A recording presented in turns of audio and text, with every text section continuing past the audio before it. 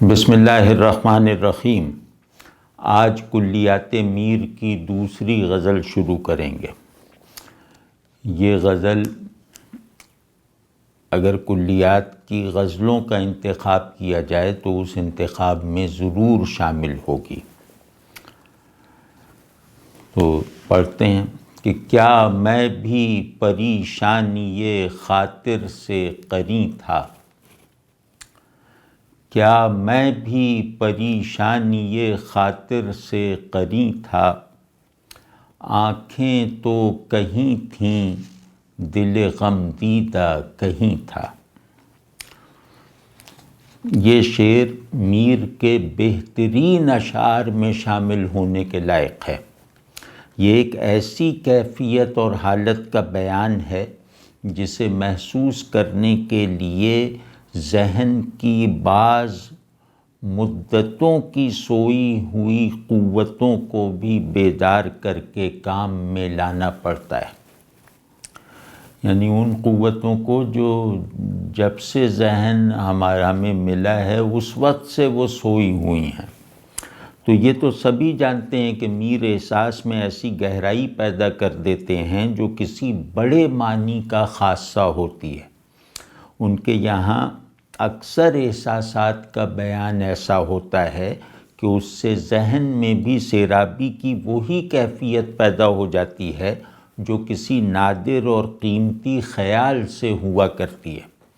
جیسے اسی شعر کو دیکھ لیجئے، ایک بالکل واضح اور دو ٹوک اسلوب میں ایک حالت بیان کی ہے، ایک المیہ سچویشن کو جیسے خبر دینے والی بلند آواز کے ساتھ بتایا جا رہا ہے، منادی کے انداز میں۔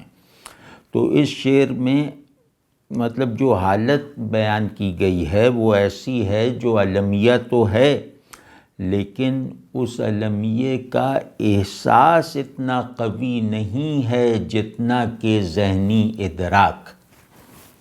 یعنی شعر میں جو المیاتی تفصیل ہے اسے ذہن سے تو دریافت کیا جا سکتا ہے، احساسات میں نہیں سمیٹا جا سکتا۔ اب آپ سمجھ گئے نا کہ اپنی احساساتی ساخت میں اس شعر کا مضمون بالکل رسمی ہے، اور یہ رسمیت اتنی زیادہ ہے کہ یہ جاننے کے باوجود کہ یہ ایک المیہ کا بیان ہے، ہمارے احساسات پر اس کا زیادہ اثر پڑتا دکھائی نہیں دیتا۔ اور یہ عجیب بات ہے کہ اس حالت کو یقین کے ساتھ المیہ ماننے کے باوجود اس المناکی کو محسوس کر لینے والے احساسات میں کوئی تحریک نہیں پیدا ہوتی یا کوئی بڑی تحریک نہیں پیدا ہوتی۔ تو بہرحال اس شعر کو سمجھنے کے لیے، یعنی کسی بھی شعر کو سمجھنے کے لیے کچھ سٹیپس ہوتے ہیں، تو ہم اس شعر کو سمجھنے کا پہلا قدم اٹھاتے ہیں کہ پہلے لفظی رعایتیں اور الفاظ کے درمیان پیدا کی گئی نسبتوں کو دیکھے لیتے ہیں۔ اس میں کچھ رعایتیں ہیں، یعنی لفظوں کی باہمی نسبتیں، لفظوں کے باہمی تعلق کے کئی انداز ہوتے ہیں۔ کبھی ایک دوسرے سے متعلق الفاظ میں معنی پیدا کرنے والی نسبت تضاد پر قائم ہوتی ہے، کبھی مماثلت پر، اور کبھی بلحاظ صورت ہوتی ہے اور کبھی باعتبار معنی۔ تو اس تعلق کو رعایت لفظی کہتے ہیں۔ یہ رعایت کبھی لفظوں کے اصلی معانی کی بنیاد پر پیدا کی جاتی ہے اور کبھی مرادی اور علامتی معانی کی اساس پر، یعنی لفظ کے معنی میں کوئی بعید جہت پیدا کر کے اسے دوسرے لفظ یا الفاظ سے جوڑ دیا جائے۔ یہ بھی رعایت لفظی کی ایک ایسی سطح ہے جو شاعر کی قدرت کلام کی طرف قابل اعتبار اشارہ کرتی ہے۔ مثلاً اس شعر میں دیکھیے کہ پریشانی اور قرین، کیا میں بھی پریشانی خاطر سے قرین تھا۔ تو اس میں پریشانی اور قرین میں ایک رعایت سامنے کی ہے اور دوسری ذرا دور کی۔ پریشانی بکھراؤ کو کہتے ہیں، چیزیں بکھر کر ایک دوسرے سے دور ہو جائیں تو یہ پریشانی ہے، اور قرین کا مطلب قریب اور نزدیک ہے۔ تو اگر پریشان کو بکھراؤ کے معنی میں لیا جائے اور قرین کو اکٹھا ہونے کے مفہوم میں سمجھا جائے تو ان دونوں میں نسبت تضاد کی ہے۔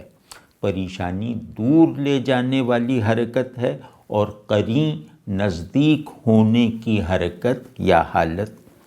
تو ان دونوں حرکتوں کو ایک حالت کے دو جز بنا دینا خاصا بامعنی اور پرلطف ہے۔ اسی طرح پریشانی میں بے سمتی ہے، جبکہ قرین ہونا ایک سمت رکھتا ہے، یہ بھی تضاد کا ایک پہلو ہے۔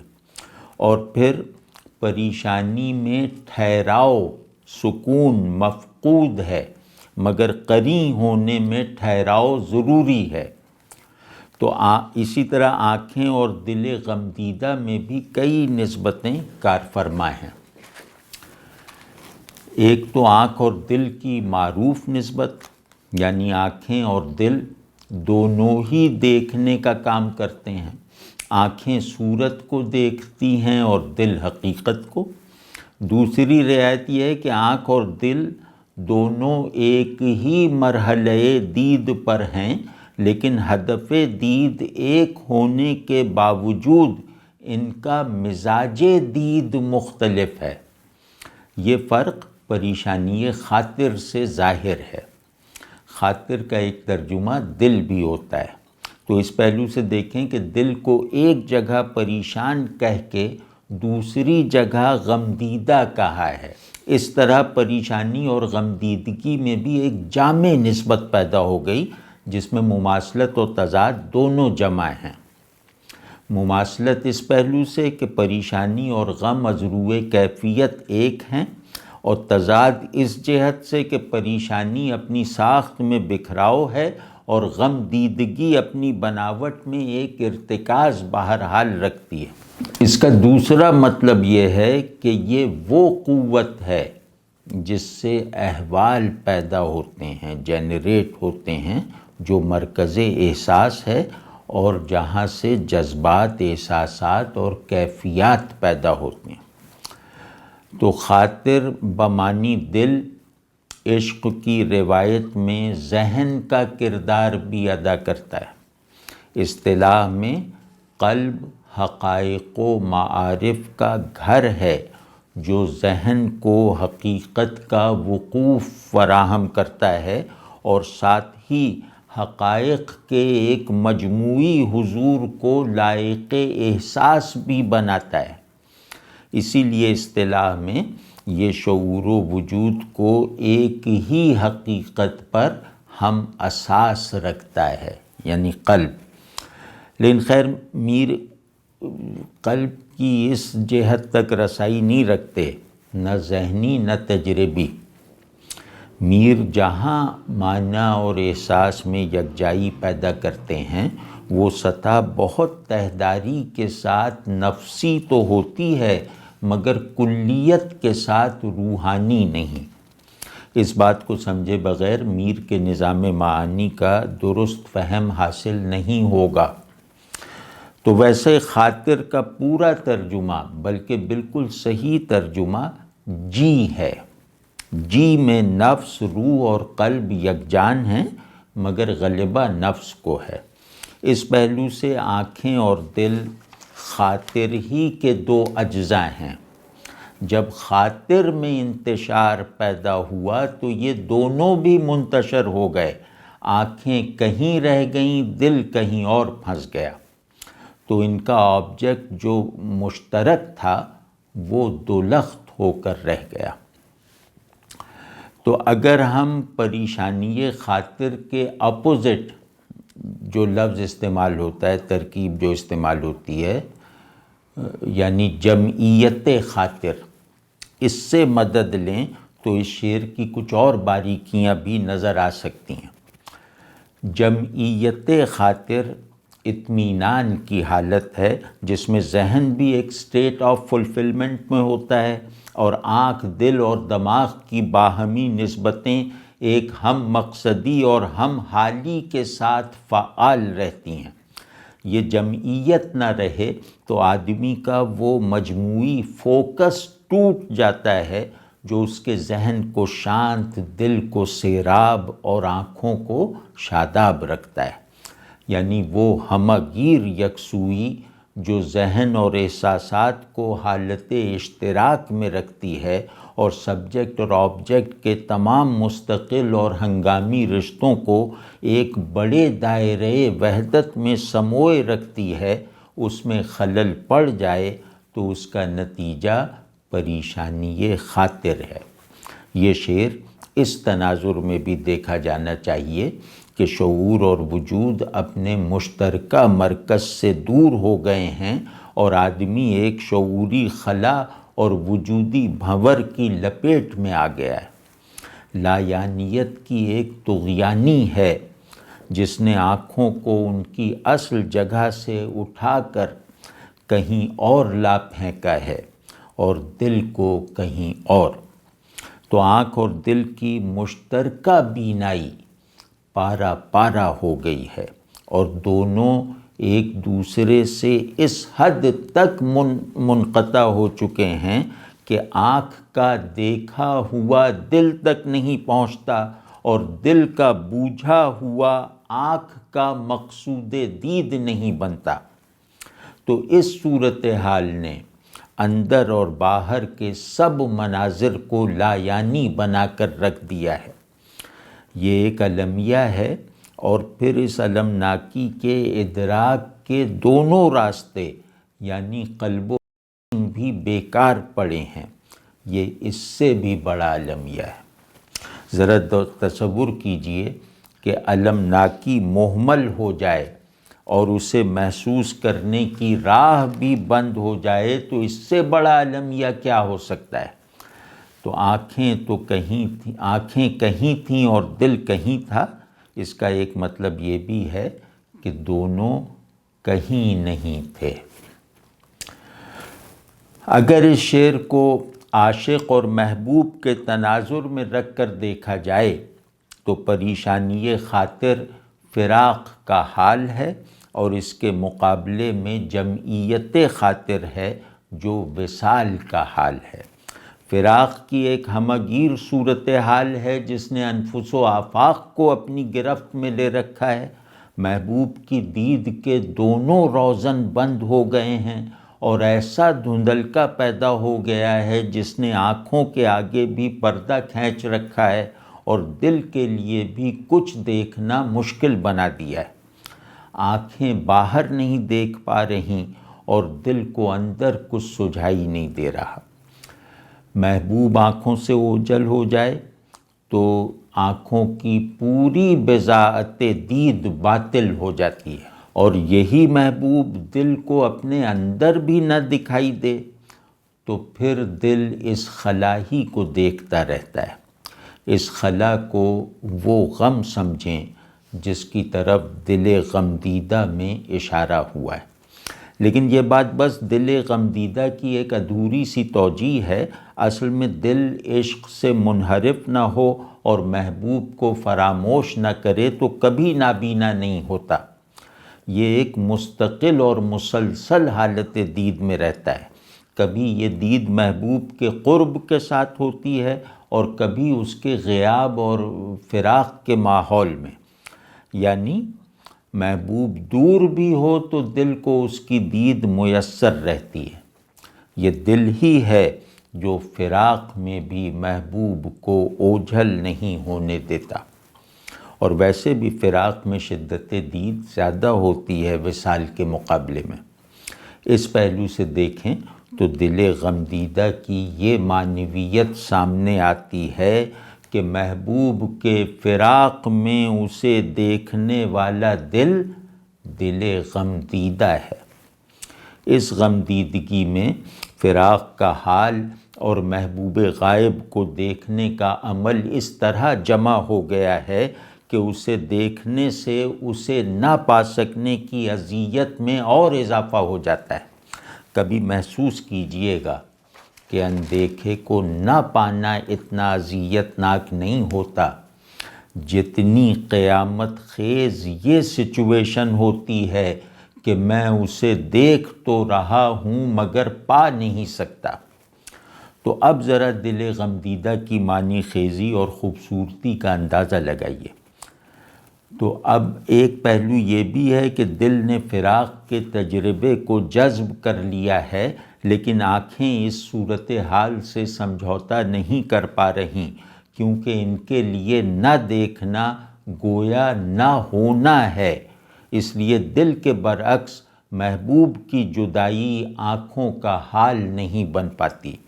دل نہ صرف یہ کہ فراق کو حال بنا دیتا ہے، بلکہ اسے وصال میں معنی پیدا کرنے اور وصل کی طلب میں اضافے کا ذریعہ بھی بنا دیتا ہے، یعنی یہ فراق کی اینٹوں سے وصال کا حجرہ بناتا ہے۔ اور کہیں یعنی دل غم دیدہ کہیں تھا، آنکھیں تو کہیں تھیں، دل غم دیدہ کہیں تھا۔ تو یہ کہیں ایسی متعین لا تعینی کے ساتھ استعمال ہوا ہے کہ ہائیڈگر کی کئی باتیں ذہن میں گونجنے لگتی ہیں۔ یہ کہیں پوزیشن بھی ہے اور سچویشن بھی، کانٹینٹ بھی ہے اور لوکیل بھی، اور ہماری اصطلاح میں حال بھی ہے اور مقام بھی۔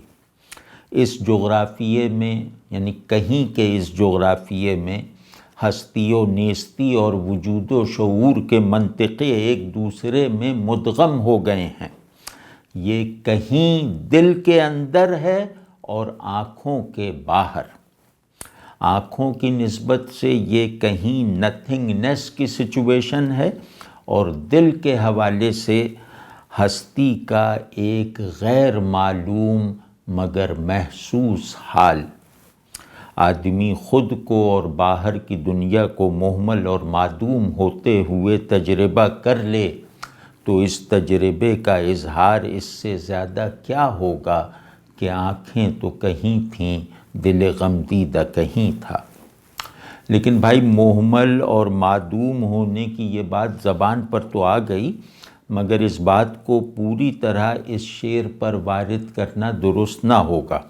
ہاں، اس شعر میں احساس کی جو کثیر الجہاتی، خیال کی جو تہداری اور اظہار کی جو جمیع الاطرافی پائی جاتی ہے، اسے کھنگالتے ہوئے یہ پہلو بھی جیسے خود بخود سامنے آ جاتا ہے کہ محبوب کی جدائی سے عاشق اور اس کی دنیا لا یعنیت اور معدومیت کے حصار میں آ جاتی ہے۔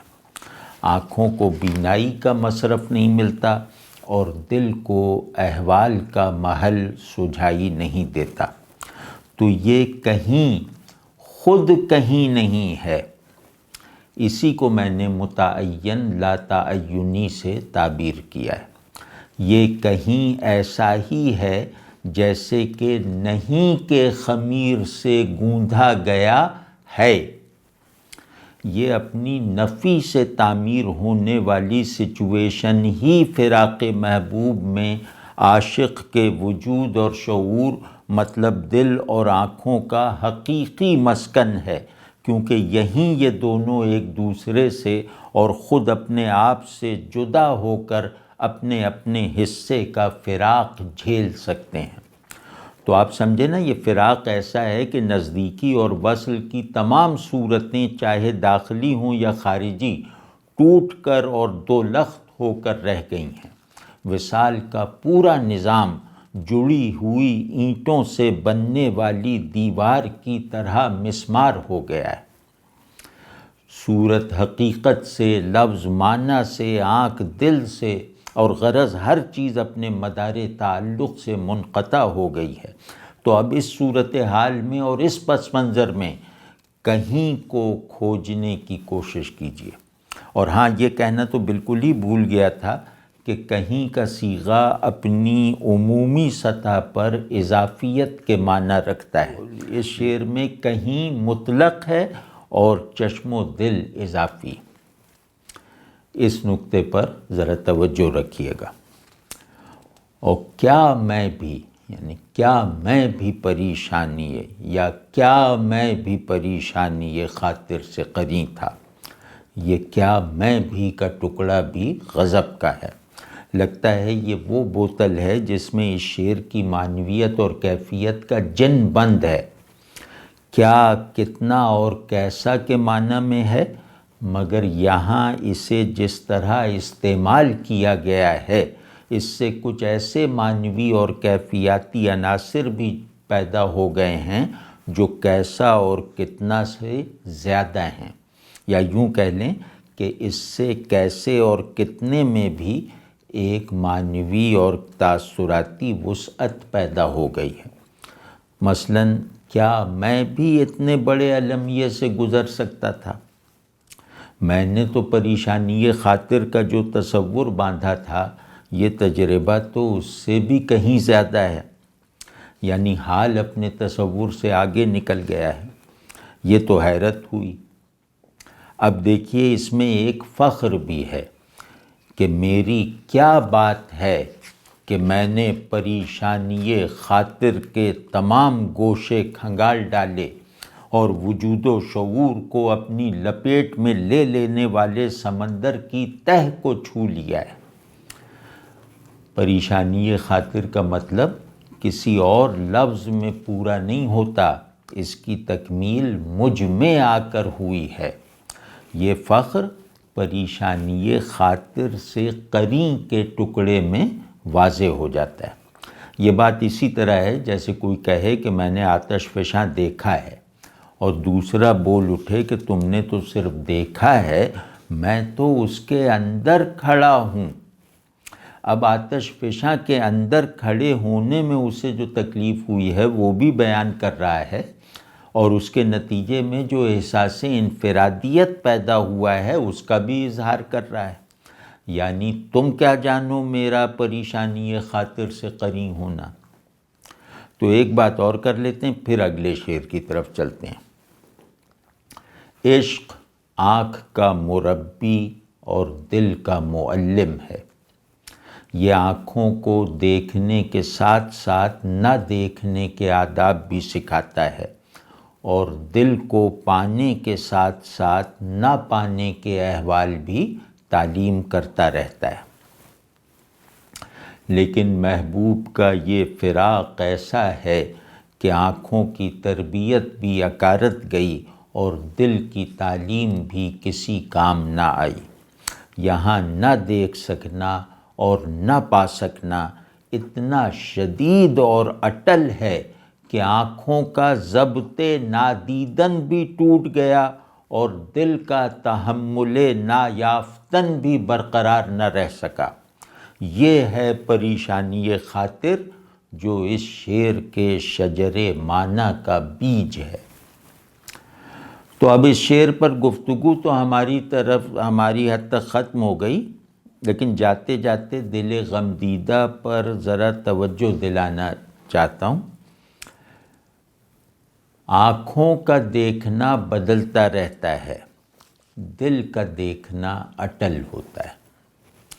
دل غمدیدہ سے کیا اس بات کا ابلاغ نہیں ہوتا کہ زندگی اور کائنات کا سبسٹنس جو ہے وہ ٹریجک ہے؟ اس شعر کا ورد کرتے ہوئے ذرا اس پر بھی غور کیجئے گا۔ اگلا شعر ہے، کس رات نظر کی ہے سوئے چشم کے انجم، کس رات نظر کی ہے سوئے چشم کے انجم، آنکھوں کے تلے اپنے تو وہ ماہ جبیں تھا۔ لفظوں کی دلالت کو رسمی مابعد الطبیعی حقائق کی طرف موڑ دینے سے تو بڑے بڑے معنی تکے میں بھی پیدا ہو جاتے ہیں۔ ظاہر ہے مابعد الطبیعی یا ٹھیٹھ فلسفیانہ سیاق و سباق میں ہونے والی ہر بات میں معنی کی بڑائی کا ایک تاثر خود بخود پیدا ہو جاتا ہے۔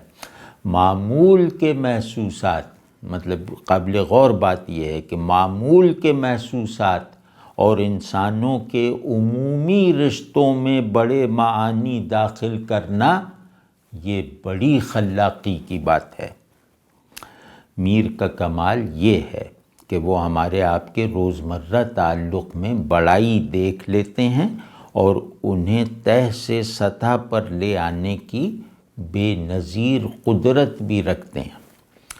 میر کا محبوب عام آدمی ہے، اس عام آدمی میں کوئی ملکوتی خصوصیت پیدا کیے بغیر وہ اس سے ایسا ہی عشق کرتے ہیں جس کی شدت اور گہرائی ایک صوفی کے لیے بھی قابل رشک ہو سکتی ہے، اور میر کے عشق کی کیفیت ایک طالب وصال سالک کے حال سے کم نہیں ہے۔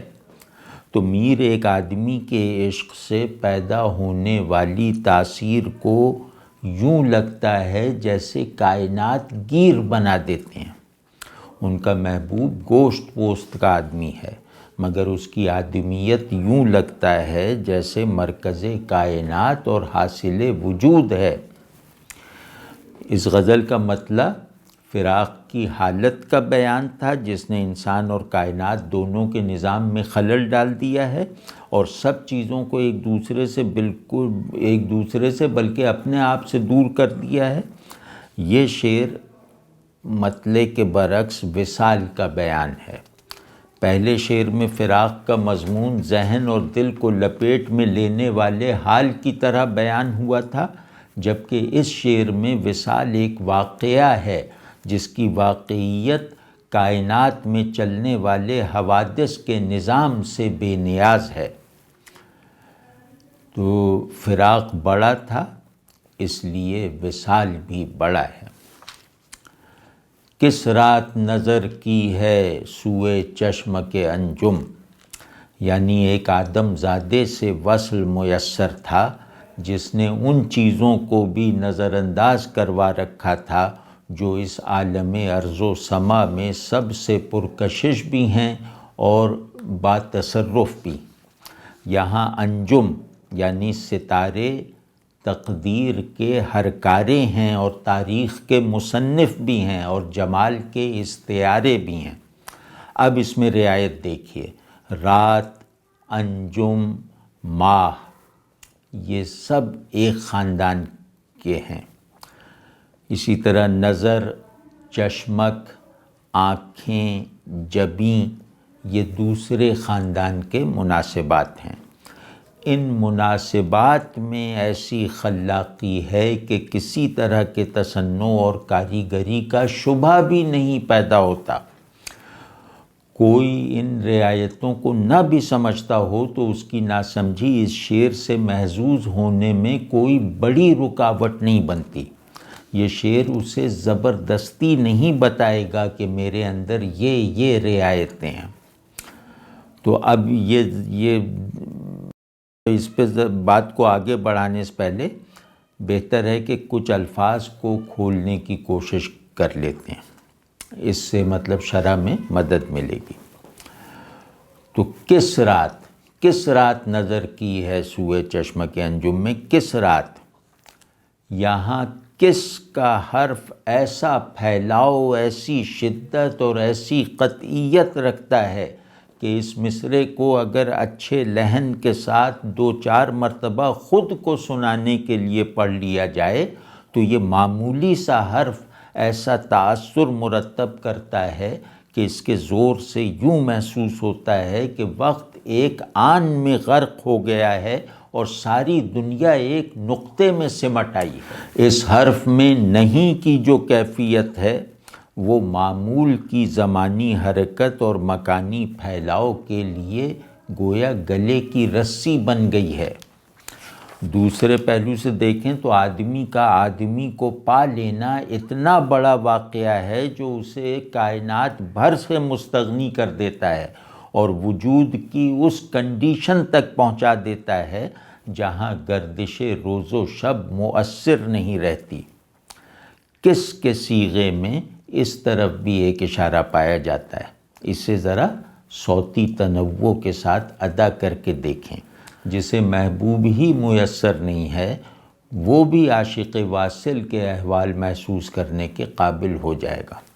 تو خیر، آپ دیکھ لیں کہ ایک بالکل ہی معمولی اور سراسر محتاج حرف کو میر نے کتنی بڑی معنویت کی تشکیل میں ایک اہم کردار بنا کر استعمال کیا ہے۔ وصال میں غیر محبوب سے جو لا تعلقی ہوتی ہے اور فخر کی جو کیفیت ہوتی ہے، یہ دونوں کس کے چھوٹے سے پیالے میں سما گئی ہیں، واقعی کمال ہے۔ اسی طرح رات کے لفظ میں بھی ایک دلچسپ رعایت یہ ہے کہ یہ وصال جسمانی ہے۔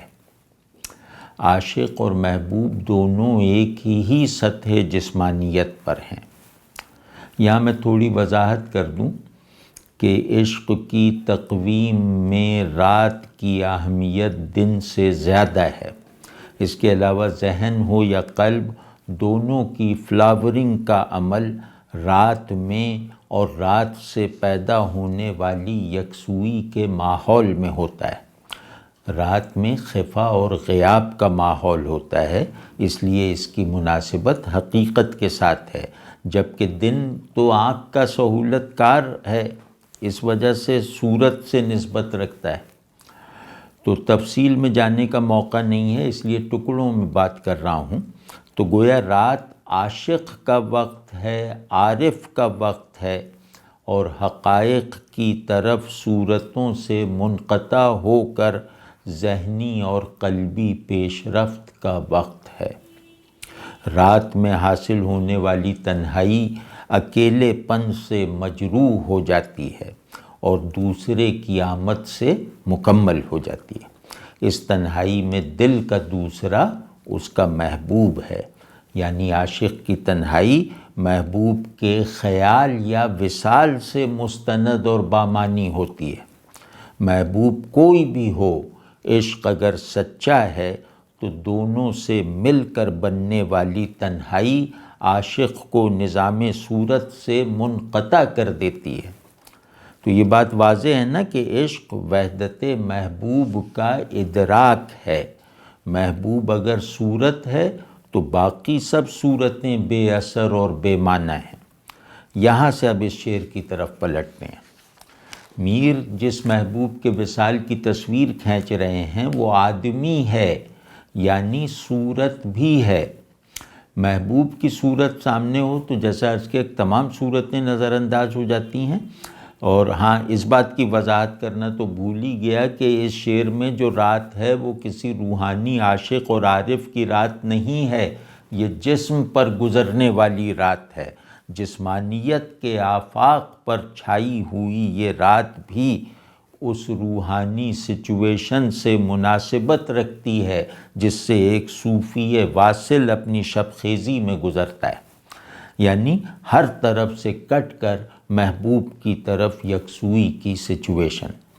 یقیناً یہ روح کی رات نہیں ہے، یہ نفس کی رات ہے، جو نفس کی اپنی تاریکی سے ہم آہنگ ہوتے ہوئے بھی اور اس میں کوئی بڑی تبدیلی لائے بغیر بھی نفس کو روحانیت سے مخصوص ایک موقف اور ایک حالت سے قریب کر دیتی ہے۔ یہ نفس پر بیتنے والی رات ہے، لہٰذا یہ کوئی علامتی رات نہیں ہے، کیونکہ نفس علامت سے مانوس نہیں ہوتا۔ یہ ایک واقعی رات ہے اور آغوش میں آیا ہوا محبوب اس رات کے چاند کی حیثیت رکھتا ہے، جس کا نظارہ کرنے والا عاشق پھر ستاروں کی طرف متوجہ نہیں ہوتا۔ اب نظر کی کو بھی دیکھے لیتے ہیں۔ نظر کی ہے سوئے چشم کے انجم۔ یہاں نظر کرنے کے دو مطلب ہیں، ایک تو دیکھنا اور دوسرے سمجھنے کی کوشش کرنا۔ تیسرا مطلب بھی ہے مگر وہ یہاں مراد نہیں ہے، اصلاح کرنا۔ تو چشم کے انجم کے حوالے سے نظر کرنے کا ایک مفہوم تو یہ ہے کہ ستاروں کی جھلملاہٹ دیکھنا، اور دوسرا یہ ہے کہ ان کے اشاروں کو بوجھنا یا سمجھنے کی کوشش کرنا۔ اب دیکھیں کہ میر کس طرح لفظوں کی دوہری مناسبتیں لے کر چلتے ہیں۔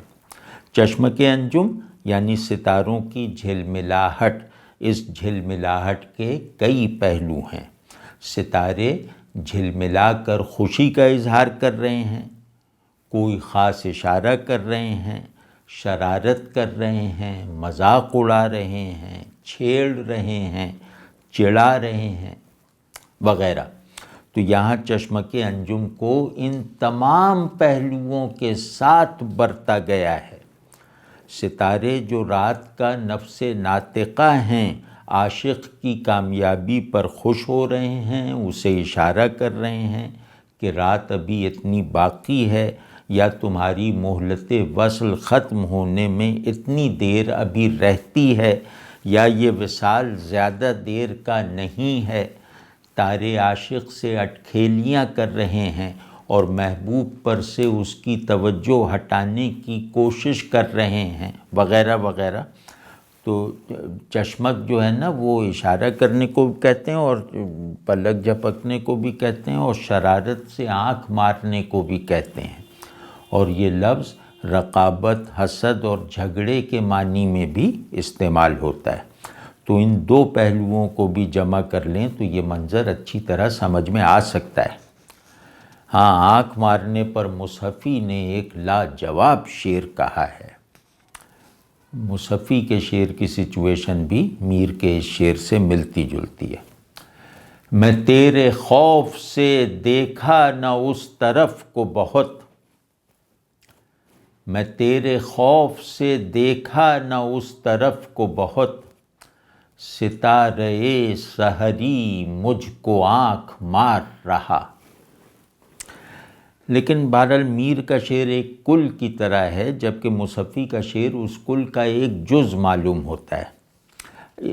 لیکن اس میں کتنی خوبصورتی ہے کہ میں نے ستاروں پر اس لیے نگاہ نہیں ڈالی کہ میں تو چاند کو جھک کر دیکھ رہا تھا، تو بھلا ستاروں کو سر اٹھا کے کیوں دیکھتا؟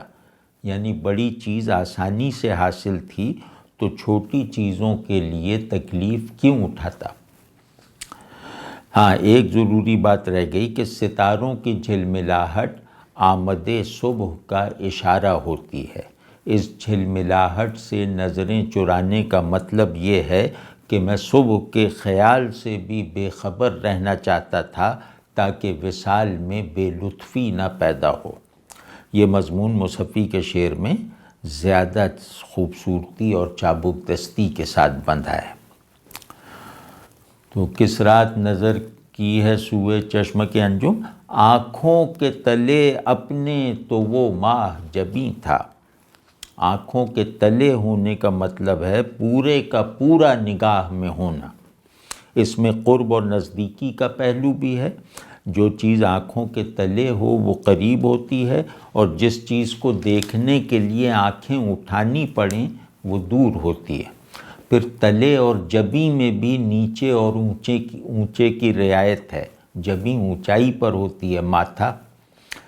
تو یہ تو لفظوں کے درمیان کار فرما نسبتیں اور رعایتیں ہوئیں۔ اس سارے پس منظر میں شعر کا مضمون یہ ہے کہ محبوب کی دید میسر ہو تو سب چیزیں اندیکھی ہو جاتی ہیں، محبوب کا قرب حاصل ہو تو سب چیزیں دور ہو جا پڑتی ہیں۔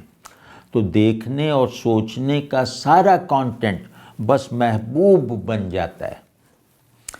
تو آنکھ اور دماغ ایک ہی نقطے پر مرتکز ہو جائیں تو یہ ارتکاز قلب کی یکسوئی کو کامل کرتا ہے اور اس کے احوال کے قیام کو نسبتاً سہولت اور تیقن کے ساتھ ممکن بناتا ہے۔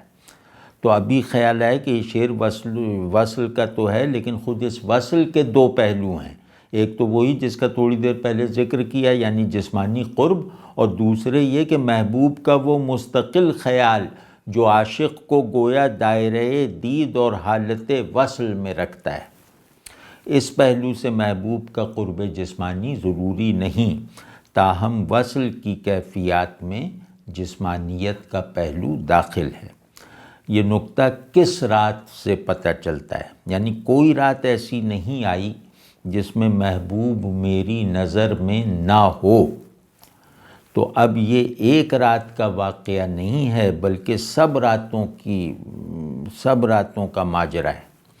اسی لیے اپنی پچھلی بات میں اضافہ کرتے ہوئے بلکہ اس بات کو ثانوی درجے پر رکھتے ہوئے یہ کہنا ضروری ہے کہ اس شعر کا بنیادی مضمون یہ ہے کہ خیال محبوب وصال محبوب ہے جو عاشق کو فزیکل دوری میں بھی فراق کی اذیت سے محفوظ رکھتا ہے۔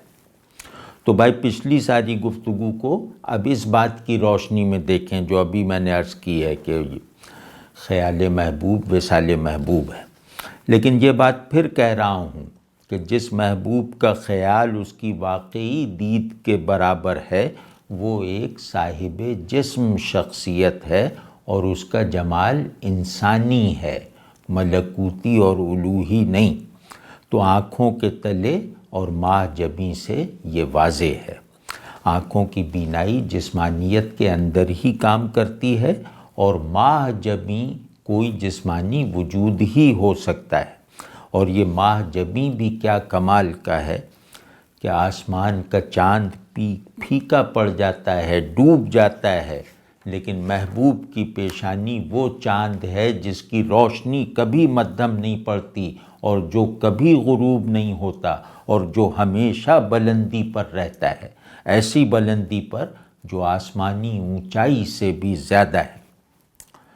تو جس کو ایسا چاند میسر ہو وہ ستاروں کی طرف خاک دیکھے گا جن کی جھلملاہٹ ہی یہ بتا دیتی ہے کہ ان کی زندگی بس ایک رات ہی ہے۔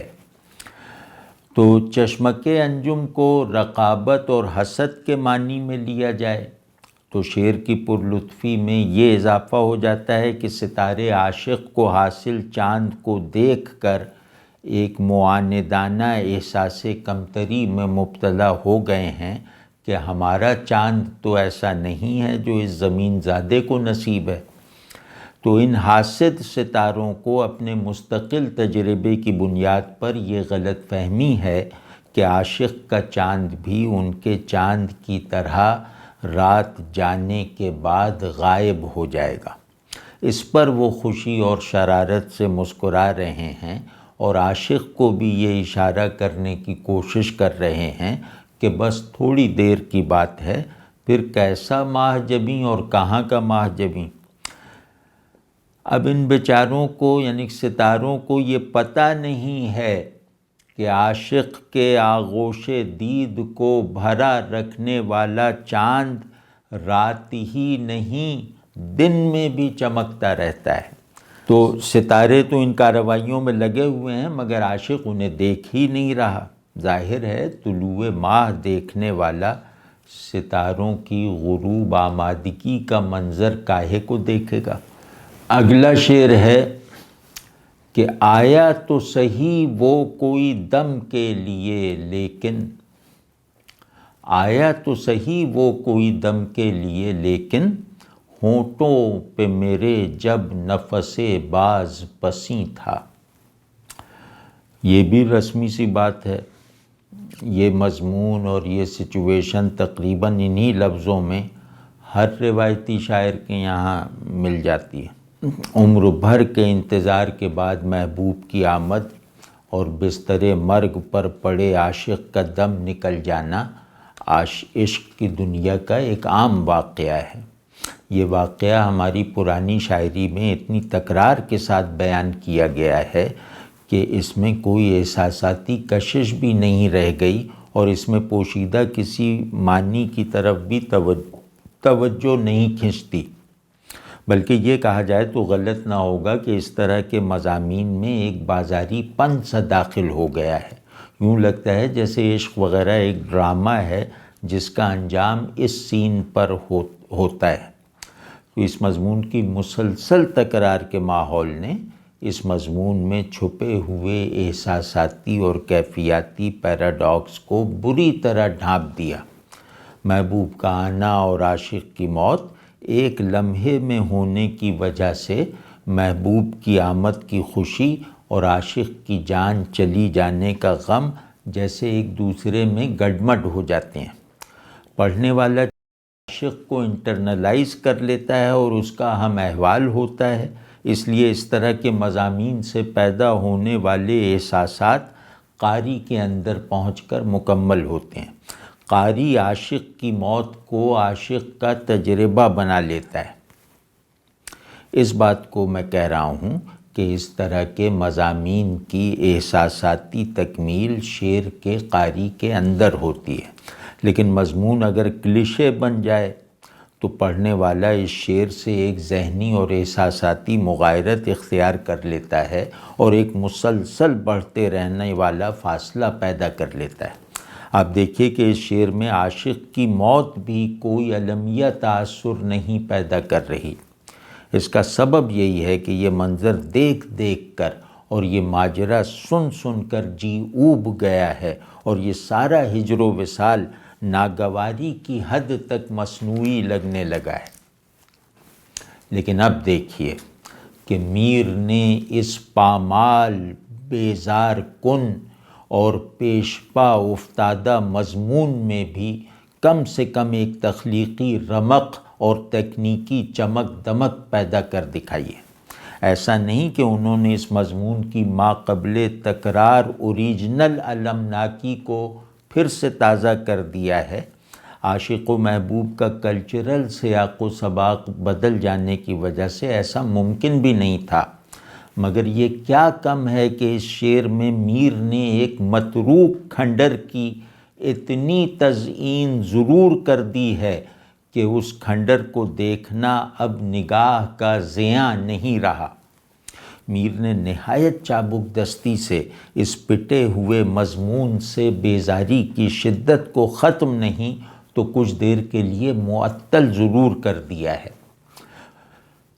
مطلب فن شعر سے ذرا گہری واقفیت رکھنے والا قاری مضمون سے وحشت کے باوجود اس شعر پر صاد کا نشان لگانے پر مجبور ہے۔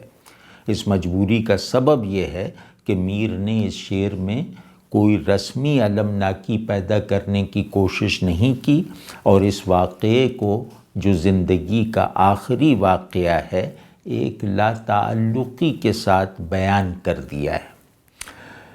المناکی احساس نہ بننے پائے، یعنی محسوس ہوئے بغیر ذہن میں منتقل ہو جائے تو اس کی شدت تو گھٹ جاتی ہے، مگر یہ ایک شخصی تجربہ بننے کی بجائے اپنے اندر ایک تقدیری تحکم اور پھیلاؤ پیدا کر لیتی ہے۔ سمجھ رہے ہیں نا آپ کہ المیہ محسوس ہو کر سکڑ جاتا ہے اور اس کی احساساتی شدت اس کی معنویت کو اوجھل کر دیتی ہے۔ میر کا یہ جو امتیاز ہے کہ وہ اپنی شخصیت میں دوسرے پن کے عنصر کو بہرحال غالب رکھتے ہیں، اس کی تفریقی افادیت اس طرح کے مضامین کے بیان میں واضح ہو کر سامنے آ جاتی ہے۔ تو ذرا اس شعر کو کھولنے کی کوشش کیجئے تو اندازہ ہو جائے گا کہ میری بات میں کوئی سچائی ہے یا نہیں۔ عاشق کو محبوب کے لمبے اور مسلسل انتظار نے بستر مرگ پر لا ڈالا ہے۔ محبوب نے پہلے ہی اسے اپنی طرف آنے کی اجازت نہیں دی، مگر یہ امید دلا رکھی تھی کہ کسی وقت میں خود تمہارے پاس آ جاؤں گا، لیکن کب آؤں گا یہ میری مرضی ہے۔ عاشق نے خود کو اسی کب میں کھپا رکھا ہے اور اپنی ہستی کا واحد حال اور مقصود اس آن کے تصور میں کو بنا رکھا ہے جس میں یہ کب اب بن جائے گا۔ یہ زندگی بھر ہر لمحے کو وہی اب بنانے کی کوشش کرتا رہا، یہاں تک کہ مرنے کی کگر تک پہنچ گیا۔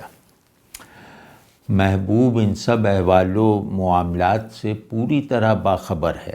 اس نے جب دیکھا کہ عاشق بس مرنے ہی والا ہے تو اس کے آخری سانس کا درست اندازہ لگا کر اس کے سامنے پہنچ گیا تاکہ عاشق کو اپنے آخری اب میں اس کب کو ڈھلتا ہوا دیکھنے کا موقع مل جائے اور خود محبوب عاشق کے اب میں سمانے سے محفوظ رہ جائے۔ ادھر دوسری طرف عاشق کو احساس ہے کہ وہ انتظار کے دائرے کو مکمل کر چکا ہے۔ لمحہ مرگ دراصل انتظار کا تکمیلی لمحہ ہے جو اس کی المیہ کیفیت کو نشاتیہ معنویت میں بدل دے گا اور عاشق کو محبوب کے جبری حوالے سے بلند کر کے اس طمانیت تک پہنچا دے گا کہ اس کا عشق سچا تھا اور وہ عاشق کامل ہے۔ عشق کے صدق و کمال کی ریئلائزیشن کے لیے فراق کارآمد ہے اور وصال رسکی ہے، اس میں خطرہ ہے۔ محبوب پر کلی انحصار اور محبوب کی دائمی احتیاج عاشق کو اپنی تکمیل سے روک دیتی ہے یا روک سکتی ہے۔ اسی لیے سوانح عشق کا آخری لمحہ عاشق کی خود انکشافی کا لمحہ ہوتا ہے۔ اس میں محبوب ناگزیر نہیں رہتا، یعنی مل جائے تو ٹھیک، نہ ملے تو بھی ٹھیک۔ میر اس لمحے میں ہیں جب ان کا محبوب اچانک آ گیا۔ یہ لمحہ اپنے انکشاف کا لمحہ ہے، محبوب کے انتظار کا لمحہ نہیں۔ یہ لمحہ فراق کا پھل ہے، وصال کا بیج نہیں۔ یہ موت کا لمحہ ہے جس کا پھیلاؤ زندگی سے زیادہ ہے۔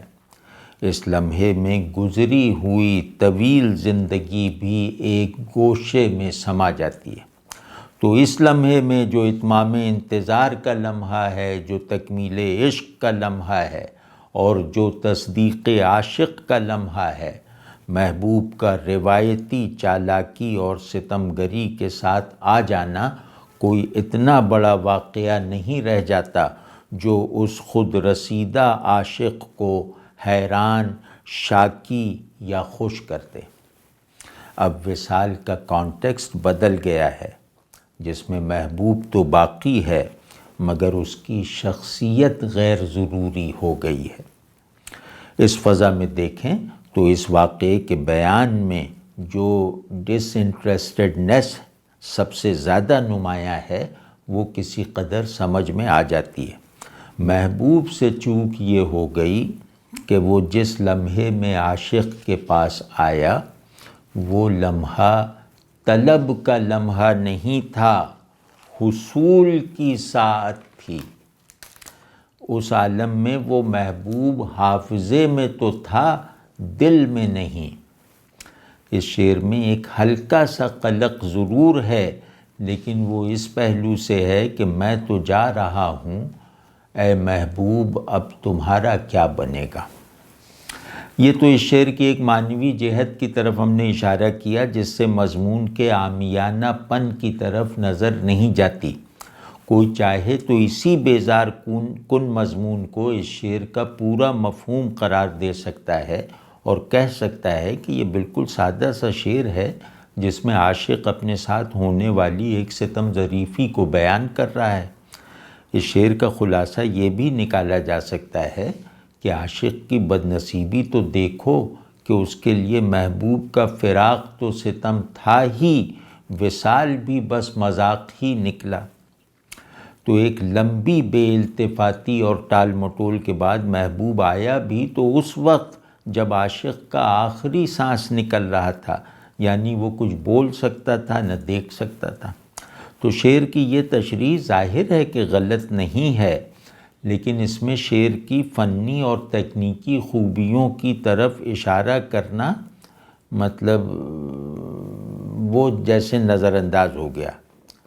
ان خوبیوں کو دیکھنا بہت ضروری ہے تاکہ مضمون کے باسی پن کو نظر انداز کروایا جا سکے۔ تو اس مفہوم کے دائرے میں رہتے ہوئے ہم دیکھ سکتے ہیں کہ میر نے لفظوں کو اس طرح استعمال کیا ہے کہ اس دائرے کی تنگی اور کڑھن محسوس نہیں ہوتی۔ آیا تو صحیح کہ ٹکڑے میں طنز، زہر خند، شکایت، یاس، خود فریبی، بے نیازی اور ایک تمکنت اس طرح جمع ہیں کہ انہیں الگ الگ نہیں کیا جا سکتا۔ اب آپ خود سوچئے کہ ان مختلف اور کہیں کہیں متصادم اجزاء سے بننے والے احساس میں کس درجے کی یونیفائیڈ کمپلیکسٹی ہوگی۔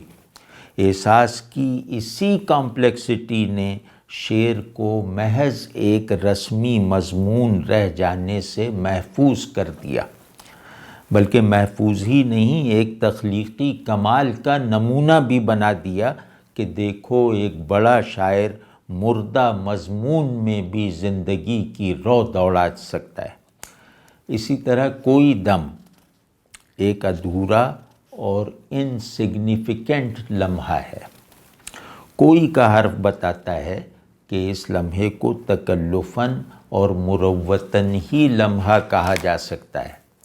کوئی دم کے لیے آنے کا مطلب یہ ہے کہ آنا نہ آنا برابر ہے، اس کا آنا اس کے نہ آنے کی مسلسل کیفیت پر ذرہ برابر بھی اثر انداز نہ ہوا۔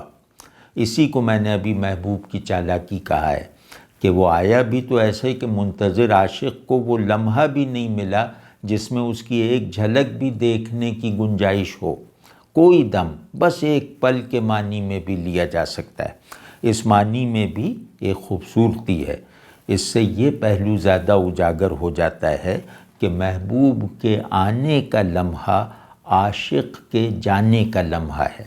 اس ایک لمحے میں محبوب کی آمد اور عاشق کی رخصت اس طرح جڑی ہوئی ہے کہ ان دو واقعات کو ایک دوسرے سے علیحدہ رکھنے کی کوئی جگہ ہی نہیں رہی۔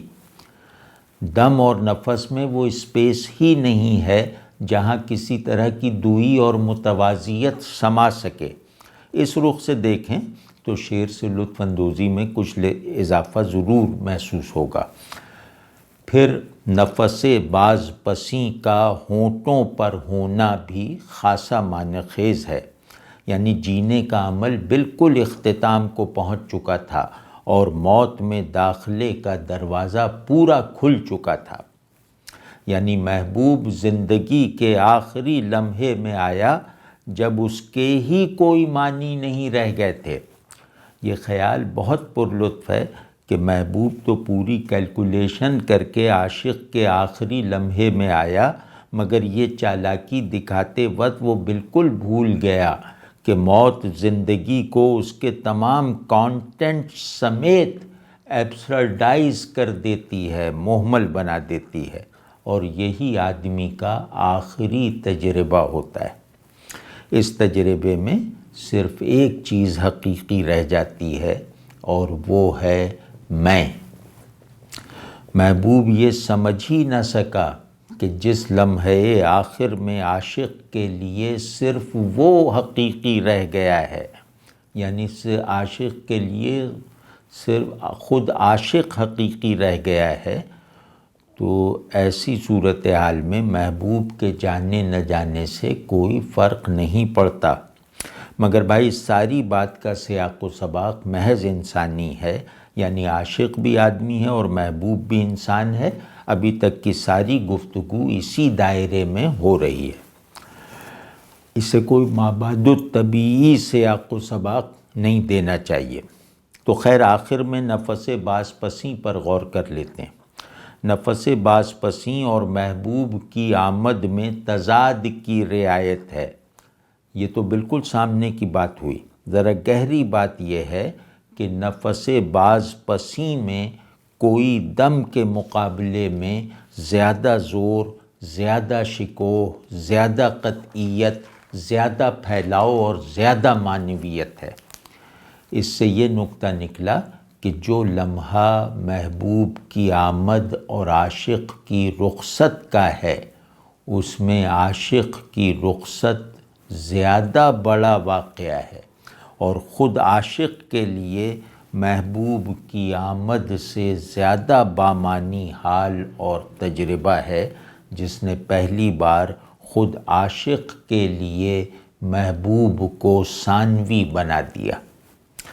تو اب دیکھ لیا نا کہ بڑا شاعر بالکل سپاٹ مضامین میں بھی کیسی معنوی اور نفسیاتی گہرائیاں اور فنی اور تکنیکی پیشداریاں پیدا کر دیتا ہے۔